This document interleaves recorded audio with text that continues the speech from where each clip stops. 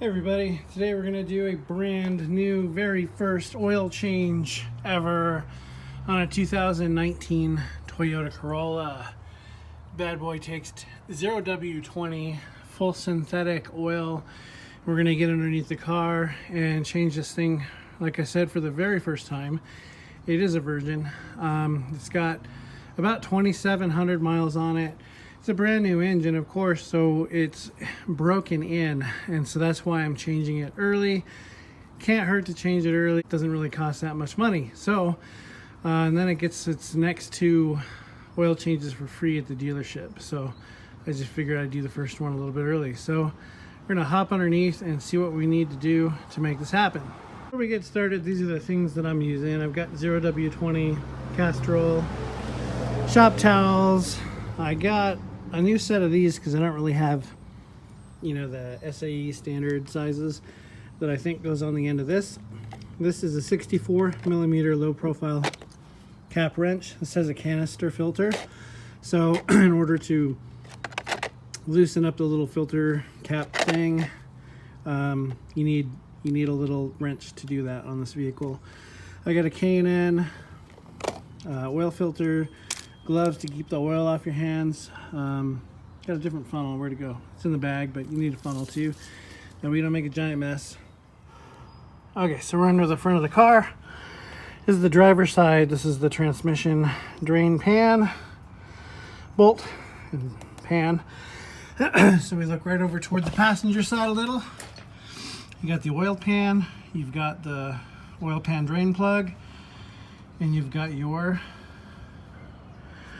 oil filter, which they lied to me about being a canister filter. This is why we get under here and check this stuff first, boys and girls. I have the wrong oil filter. This is actually not a canister oil filter, but a regular old spin-on oil filter. That being said, I do need to go stop the video. This is really easy to get to, by the way, I might point out. Drops straight down, it's not hanging over anything, you can reach it. It's not going to get a bunch of other things oily. A lot of American built vehicles should take note on that. First thing I was going to show you is on the wrench thing that I got from AutoZone for $9. It takes a 7/8 socket or wrench to put on the end of it. It doesn't really go down all the way, but you could probably tap on it a little. This is actually aluminum, and that's what I was going to use to put over the canister filter, which I don't really need to do. I've got another wrench to use on this if I can't just take it off by hand. Hopefully I can just take it off by hand.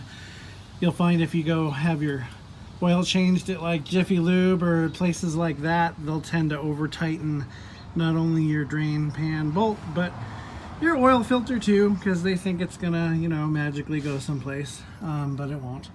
So okay, I need to go get a new filter. All right, so we're back with the Dutch Bros and a Bosch 3311 spin-on style. It looks like they list spin-on style and canister style filters for the 2019 Corolla, so you could have either. So I suggest you get under there and look to find out which one's actually specific to your own, because an actual Toyota employee thought that it was a canister filter. A lot of these newer cars are, so it's a little weird that mine was spin-on anyway, but we got a decent filter here for it. All right, we're going to take our handy dandy 14 millimeter wrench and remove the drain pan bolt. And we've got our little oil catch. I can't really film this because, I need hands and stuff, but lefty loosey, righty tighty. All right, so it drained mostly all the way out. Also remove the oil filler cap from the top before you do this. That way the air sort of just flows and it drains out a little easier, in theory. It was pretty clean looking, a little bit dark. 2,783-ish miles on it.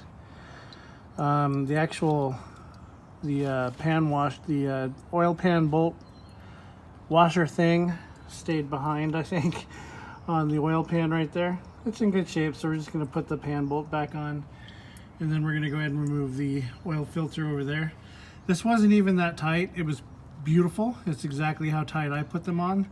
Don't over tighten these things. They don't need to be super tight. It'll be pretty standard oil change here on this. I thought it was going to be a little more interesting because I thought this was a canister style oil filter, which involves a couple more steps. But this one's just regular spin on. So lucky me and lucky you. It took me forever to find this little thing. This is my little oil filter wrench. Basically, as you tighten it, it gets smaller and it snugs down onto the oil filter. I tried doing it by hand, you know, just thinking, hey, maybe they didn't put it on too tight, but we'll definitely need one of these. And then you just stick your socket wrench in there and put this over and loosen it up. I'll try to film it for you, but kind of got it on there, snugged it up. No, this is definitely a two-hand job. It's pretty tight. I scraped it up a little bit there, pulling it off, but we'll go ahead and finish spinning it off. See how big of a mess we can make.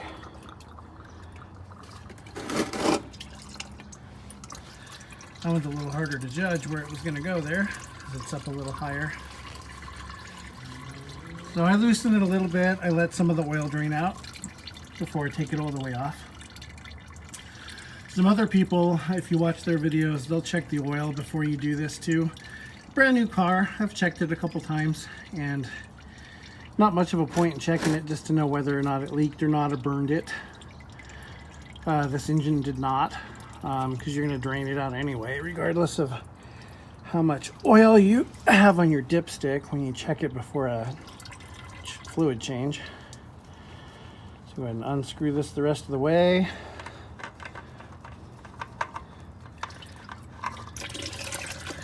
And as you can see, old school screw on, not canister style. So I'm gonna get this area cleaned up with a towel. I'll towel that area off so it's clean. And we'll get the new oil filter out of the box, apply a thin little bit of oil around the rubber seal, and then stick it up on there. You know, this stuff is harder to film than you could imagine when you're by yourself. Here's the Bosch filter rubber seal around the outside.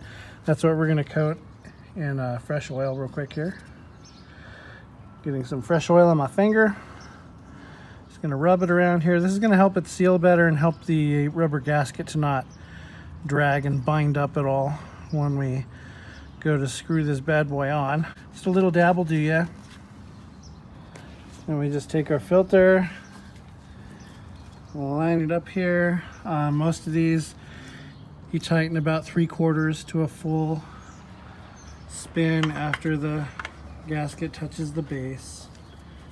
So we spin, spin, spin. You touch the base with the Bosch logo right here on the bottom. So we're gonna turn it. Even the instructions there show you 3/4 to 1 turn. So we've got about 3/4 here right now. It's not gonna go nowhere. So it's up on there, nice and solid. Everything underneath is done. We're gonna go to the top now. Okay, top side.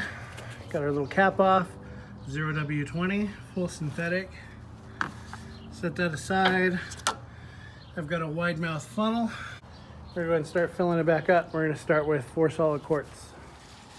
All right, I got 4 quarts in it. Go ahead and start it up, back it on off my ramps here. It said 2783, we're actually at 2683.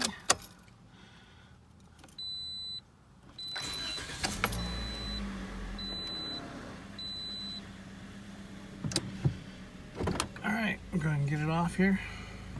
Now that we got that beautiful golden brown synthetic oil in here, we're going to go ahead and check it with 4 quarts in it. And you probably can't see it at all because it's not going to focus. But we're probably going to add about another 1/2 quart to it, so probably 4.5 quarts for this bad boy. All right, so we're running good. 2683, first oil change. used 4.5 quarts. Not sure if I said that already. You'd probably want to check your user manual to know how much oil to add, or some online forum I'm sure talks about it. I just couldn't find my book, and I didn't measure anything, didn't measure what came out or anything, so I just filled it until it was full on the dipstick. So I know somebody's gonna comment, oh, you should have measured it, or oh, you should have checked your book to see. You know, I always, you know, I've used the books in the past and they're never quite right anyway, but I just thought I would point that out. So hopefully this video helped some of you guys out, and hopefully you guys realize some of these are canister filters and some of them aren't, and now you know how to change the oil on this. Our dealer wanted $100 per oil change to do the synthetic oil on this thing, so why do that if you could save yourself some money and do it yourself? All right, see you later guys, bye bye.